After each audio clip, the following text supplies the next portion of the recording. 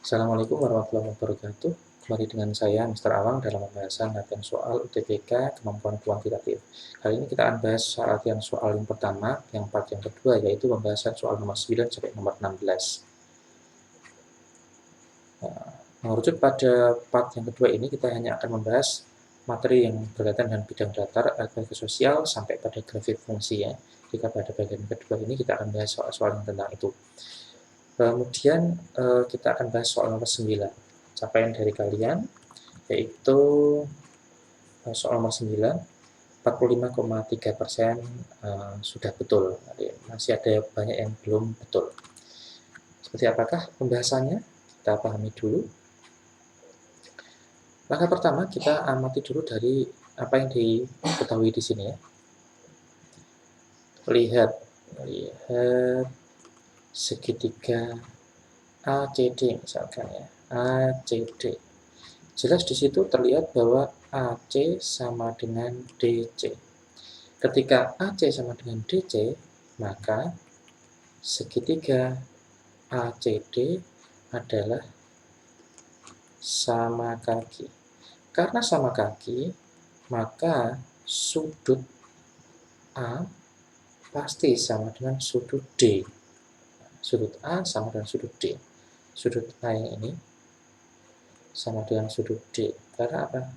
Karena sama kaki. Kemudian kita lanjutkan. Sudut A tambah sudut D tambah sudut C sama dengan 180 derajat. Kita lihat pada segitiga ACD ya. Padahal sudut A tambah sudut D ini, sudut A sama sudut D kan sama ya. Sehingga kita bisa menuliskan dengan lebih singkat, yaitu 2 kali sudut A. Karena sudut A tambah sudut A sendiri itu ya. Tambah sudut C. Sudut C sudah diketahui. Sudut C berada di sini ya. Padahal di sini tertulis Q. Q-nya diketahui 50, berarti ini 50 derajat. Sama dengan 180 derajat. Sehingga 2 kali sudut A sama dengan 130 derajat. Sehingga kita dapatkan sudut A sama dengan 65 derajat. Nah, sudut A ketemu. Sekarang kita lihat lagi ya. Yang ditanya adalah sudut X. X itu berapa ya? Lihat lagi segitiga yang lain. Lihat segitiga ABD. Segitiga ABD itu kita bisa menjumlahkan sudut-sudutnya. Sudut A tambah P kecil tambah X kecil itu pasti ini A tambah B tambah X itu sama dengan 180, karena sudut dalam segitiga kalau dijumlahkan adalah 180 derajat. Sudut A sudah kita dapatkan, yaitu 65 derajat. Sudut P sudah diketahui di sini 37 derajat. 37 derajat. Tinggal X-nya kita cari tahu, sama dengan 180 derajat jumlah semuanya. Sehingga X-nya kita akan bisa tahu jawabannya, yaitu 180 derajat kurangi 65 derajat kurangi 37 derajat. Hasilnya adalah 78 derajat. Oke. Ini sudah ketemu hasilnya, yaitu B ya. Soal nomor 9 sudah oke. Sekarang kita lihat pada soal nomor 10. Soal nomor 10 ini soal yang sangat simpel, sehingga banyak sekali yang betul, 83,8% betul. Bagaimana cara mengerjakannya? Soal nomor 10. Rasio antara jumlah uang yang dimiliki oleh Agung, Budi, dan Citra adalah 2:3:5. Kita misalkan dulu. Misal, uang ya. Uang Agung, uang Budi, uang Citra. Uang Agung misalkan 2A ya. Uang Budi berarti karena Karena perbandingannya 235, berarti ini 3A, uang citra 5A. Selisih antara uang Agung dan Budi, selisihnya berarti 2A, oh ya maaf, 3A kurangi 2A, ini selisihnya adalah X. Padahal ini 3A min 2A, ini adalah A sama dengan X. Berarti A itu sama dengan X. Total jumlah uang Budi dan Citra. Uang Budi tambah Citra. Uang Budi adalah 3A, uang Citra adalah 5A, berarti 8A. Sementara A adalah X, maka 8X adalah jawabannya. Cukup simpel, jawabannya adalah D. Soal selanjutnya, soal nomor 11. Soal nomor 11 ini tentang kaidah pencacahan ya. Bisa saja soal nomor 11 atau soal dengan tipikal seperti ini muncul juga soal tentang peluang. Kaidah pencacahan pada soal nomor 11 ini cukup simpel, yaitu menggunakan aturan pencacahan atau permutasi ya misalnya.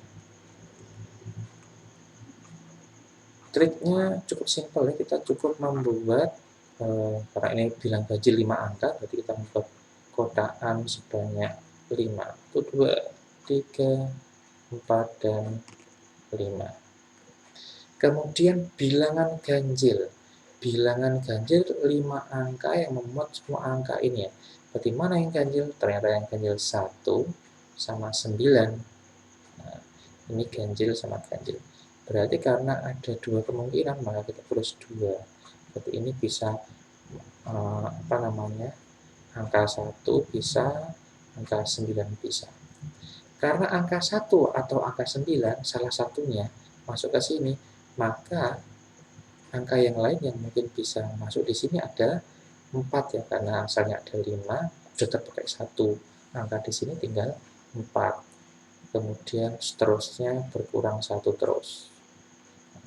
Kemudian ini karena ini kita mencari banyaknya bilangan yang bisa disusun seperti ini, maka kita tinggal mengalihkan saja. Ini pakai aturan perkalian.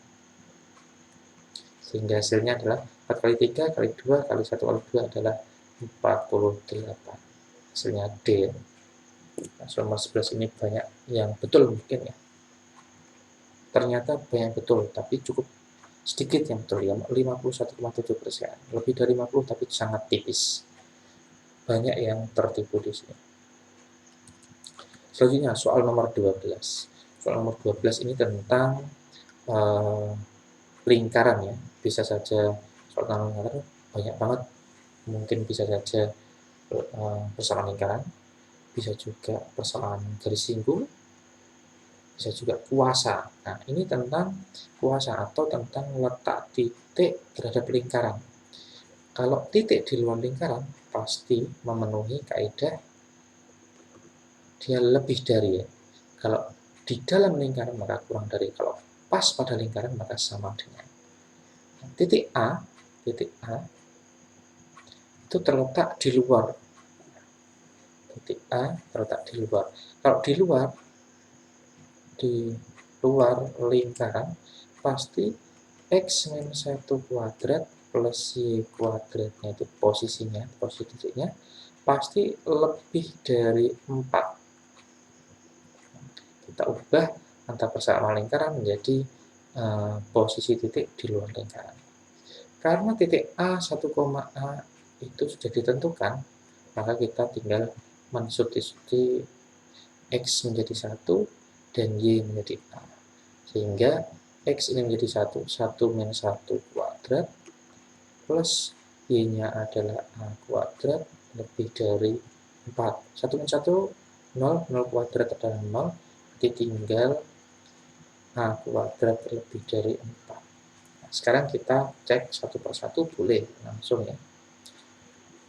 Kalau min 2 dimasukkan, apakah min 2 kuadrat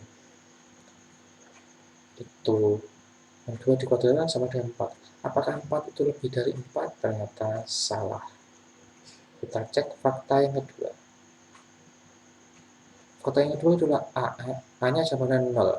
Berarti 0 kuadrat sama dengan 0. Apakah 0 lebih dari 4? Ternyata salah juga. Soal ya. Fakta yang ketiga. 2 kuadrat itu adalah 4. 4 apakah lebih dari 4? Ternyata salah. Karena 4 harusnya adalah sama dengan 4. Fakta 4. 4 kuadrat sama dengan 16. Apakah 16 lebih dari 4? Ternyata betul. Sehingga yang betul cuma fakta keempat. Sehingga jawabannya adalah di soal nomor 12. Bagaimana cara kalian? 42,9% menjawab dengan benar ya. Tapi masih ada yang tertipu dengan menjawab B. Apa itu B? 1 dan 3 saja yang benar. Mengapa? Ini mungkin lupa. Hanya difaktorkan saja. Karena kalau difaktorkan, A kuadrat sama dengan 4, maka A sama dengan min 2 dan A sama dengan 2. Pasti ini akan menjadi jawaban. Padahal ini titik di luar lingkaran, pasti harus menggunakan tanda lebih dari. Sehingga jawabannya cukup 4 saja. Atau hanya 4 yang benar. Berarti tertipu pada soal lupa membaca terletak di luar. Kata kuncinya ada di sini, terletak di luar. Soal selanjutnya nomor 13. Soal nomor 13 ini tentang materi statistik ya, menginterpretasi tabel atau menginterpretasi tampilan grafik. Kita perlu melihat satu persatu ya. Satu persatu jawabannya seperti apa. Fakta yang pertama. Persentase penurunan rasio ekspor impor produk perusahaan B selama periode 2012-2013. Penurunan ya. 2012-2013. Produk B adalah yang oranye. Berarti 1,1 kurangi 0,8. Seperti itu. Kemudian apakah lebih besar daripada gitu. Berarti ini diselidiki juga yang kedua, 2014-2015. 1,3 kurangi 1,2. Ini 0,1, nah ini 0,3. Ternyata ini 0,3 sini lebih besar. Berarti ini benar. Fakta yang pertama benar.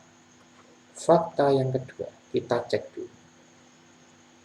Pada tahun 2012, nah kita tandai tahun 2012, jika jumlah ekspor produk perusahaan A dan B sama, maka jumlah impor produk perusahaan A lebih besar daripada perusahaan B.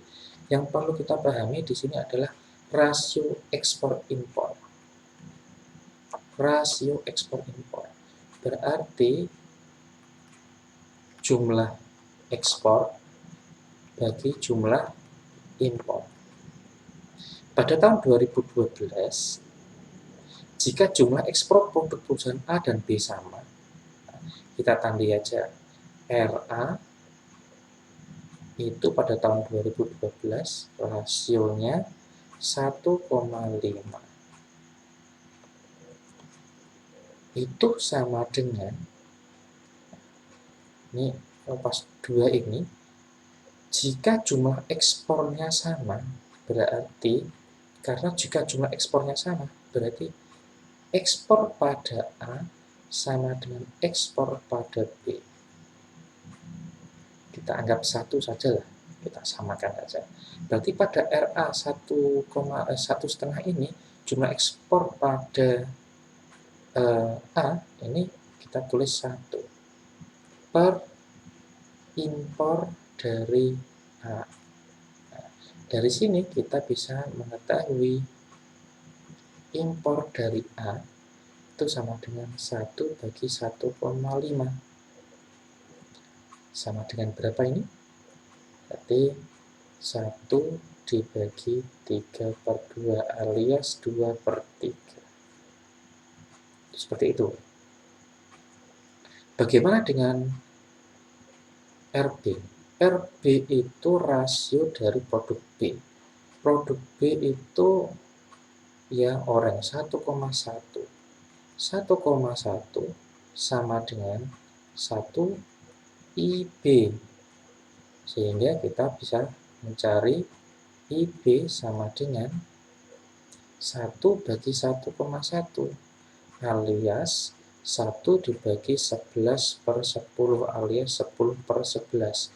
Apakah 2/3 dan 10/11 itu lebih besar mana?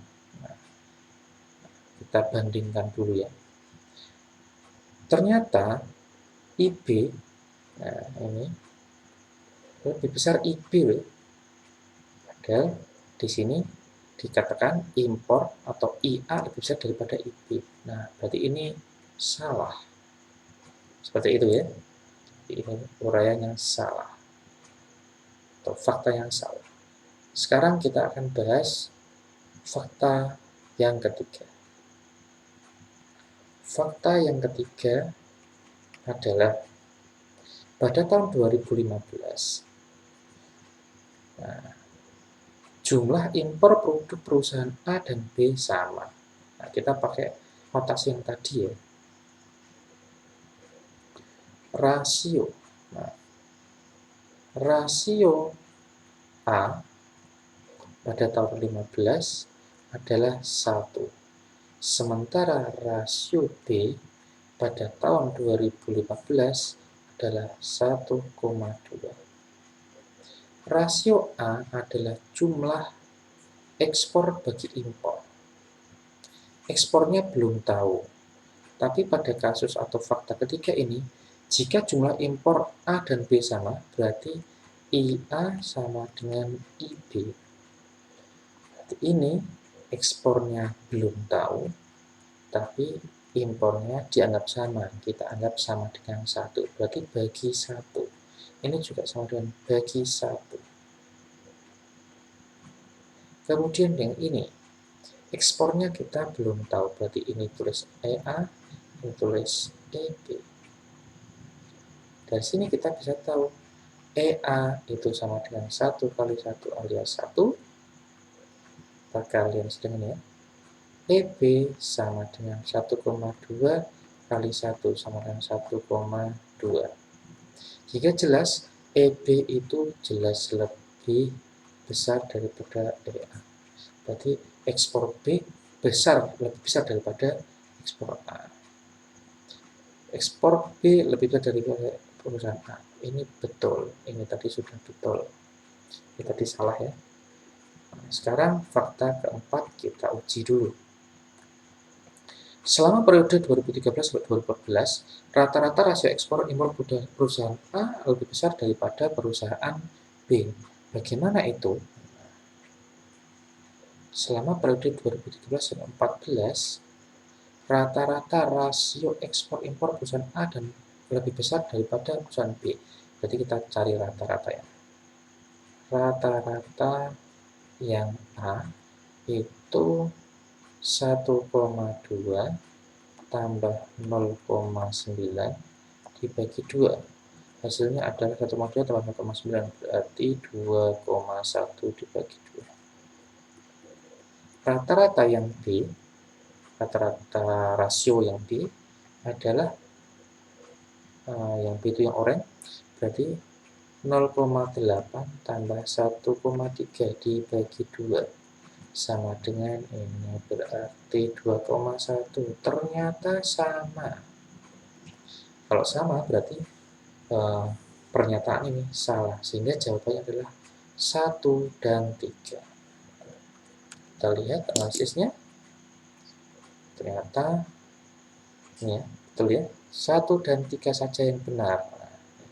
Jawabannya adalah B. 39,9% yang menjawab dengan benar. Cukup sedikit ya, karena 38,3% ini menjawab A, salah. Tertipu dengan fakta yang nomor 2. Soal nomor 13. Selesai. Soal nomor 14 sekarang. Soal nomor 14 ini tentang apa ini ya? Bangun datar ya. Yang bahas tentang sudut, terus bangun datar yang lain. Ini kita temui apa namanya soal tentang sudut. Atau ini juga bisa juga ini garis jajar, kita lihat babnya bab apa ya sebenarnya. Screen.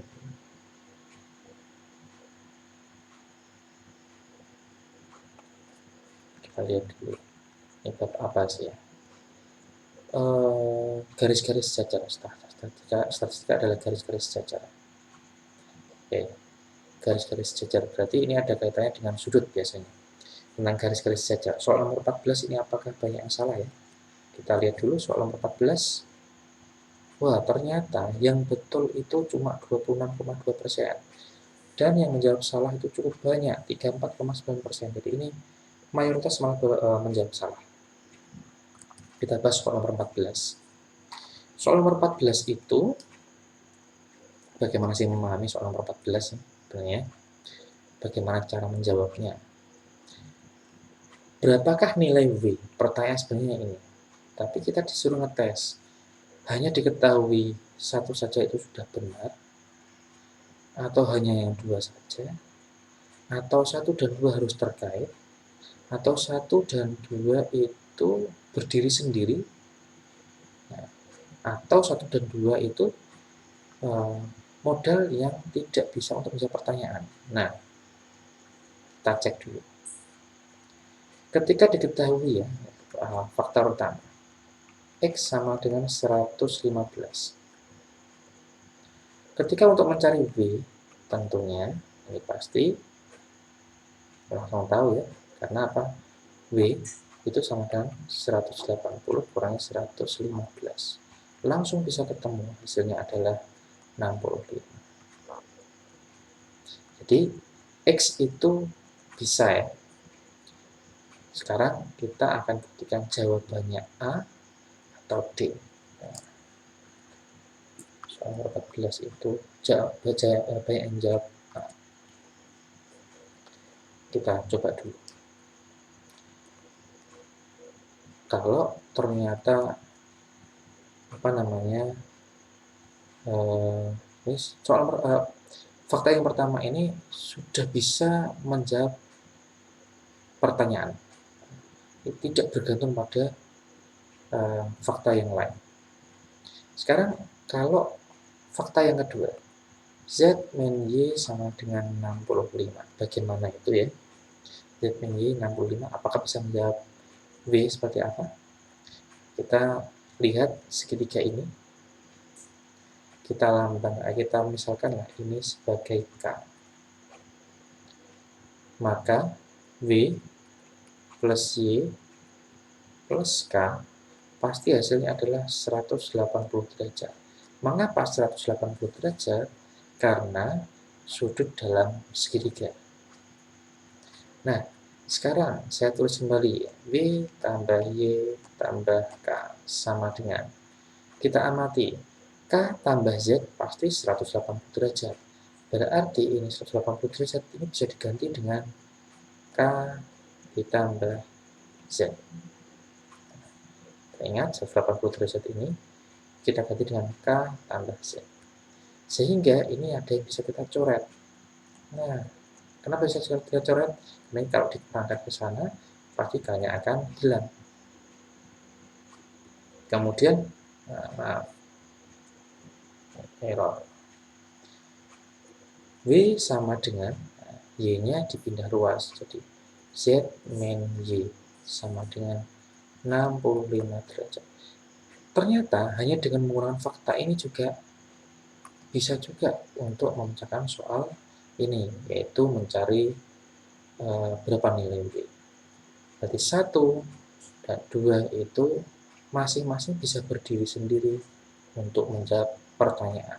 Sehingga jawabannya adalah D. Nah, oke, seperti itu soal nomor 14. Soal nomor 15 sekarang kita beralih ke materi yang cukup mudah, yaitu matriks. Matrik, semoga nanti keluar soalnya itu yang seperti ini saja, atau mungkin bisa saja ada variasinya kadang di soal-soal UTBK, yaitu apa? Yaitu dikembangkan dengan memasukkan unsur log, memasukkan unsur yang lain dalam matrik. Tapi untuk soal yang UTBK 2020 yang kemarin ini ada contohnya satu seperti ini. Hanya menggunakan prinsip determinan. Masih ingat determinan? 4 min X min 1, 2, 1. Determinannya adalah 8. Determinan ini seperti ini ya. Nah, determinan A, B, C, D adalah A kali D min B kali C. Seperti itu. Sehingga ini kita kalikan saja. 4 min X kalikan 1 dikurangi dengan min 1 kali 2 sama dengan 8. 4 min X kali 1 berarti 4 min X. Min 2, min ketemu min 2 berarti plus 2 sama dengan 8. Sehingga min X itu bisa kita cari tahu. 8 dikurangi 4 tambah 2 adalah 6. Sehingga min X ketemu sama dengan 2. X sama dengan min 2. Jawabannya min 2. Cukup mudah. Kita lihat capaiannya. Soal nomor 15. Ada banyak sekali yang benar, tapi ada banyak sekali juga yang salah. Mungkin lupa bagaimana dengan mengerjakan determinan seperti apa itu.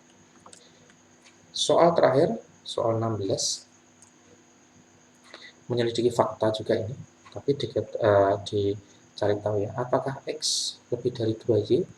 Mencari tahu dengan fakta A, fakta 1 dan fakta 2. Apakah dua-duanya bisa menjawab pertanyaan? Berdiri sendiri atau secara bareng-bareng. Kita lihat fakta yang pertama, X kuadrat min Y kuadrat sama dengan 4 min Y kalikan X plus Y. Nah, sekarang ini kita faktorkan. X min Y sini jadi X plus Y sama dengan 4 min Y X plus Y. Ternyata ada kesamaan, tinggal kita coret saja, sehingga hasilnya X min Y sama dengan 4 min Y, atau X sama dengan 4. Karena X sama dengan 4, ini adalah sebuah konstanta ya, garis konstan ya, X sama dengan 4, maka belum tentu bisa X lebih dari 2Y. X belum tentu 2Y. Karena apa? Jika saya ambil Y-nya adalah 10, maka pasti bernilai salah. Contohnya, karena X-nya pasti sama dengan 4, kalau Y-nya saya ambil 10, pasti akan salah. Karena hasilnya seperti ini, 4 lebih dari 20 akan salah ya. Berarti ini tidak cukup untuk menjawab pertanyaan. Berarti ini tidak cukup ya. Tidak cukup. 1 tidak cukup. Sekarang ya, fakta kedua. Fakta kedua adalah X sama dengan 1 min 2Y. X plus 2Y sama dengan 1. Apakah nanti, nah ini bisa kita, ini ya, apakah nanti ketika kita masukkan ini, bisa saja X-nya kecil, Y-nya besar, atau X-nya besar, Y-nya kecil, dan seterusnya. Berarti karena ini persamaan garis, ini juga tidak cukup untuk menjawab pertanyaan. Berarti 2 juga tidak cukup. Karena pernyataan 1 dan pernyataan 2 tidak cukup menjawab pertanyaan, maka jawabannya adalah E. Itu soal nomor 16. Capaian dari kalian hanya sedikit yang benar, 17%. Sebagian besar menjawab dengan jawaban C. Seperti itu pembahasannya. Untuk latihan berikutnya, pada latihan soal yang kedua, silakan dicermati lagi sehingga tidak ada kesalahan-kesalahan kecil yang membuat kalian terjerumus pada jawaban yang salah. Oke, terima kasih. Tetap semangat, tetap belajar, tetap berprestasi. Assalamualaikum warahmatullahi wabarakatuh.